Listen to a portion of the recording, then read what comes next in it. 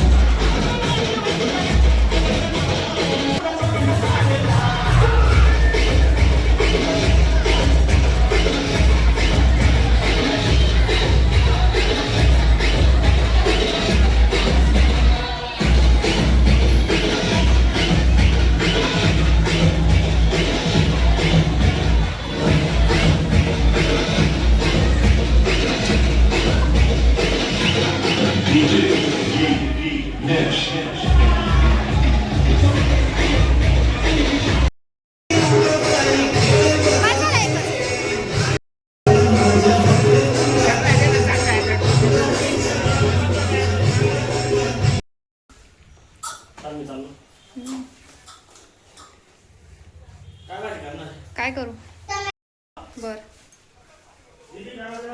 चला आम्ही आलो आता घरी आणि एक छान अशी गोष्ट घडली. काय गोष्ट घडली होती का?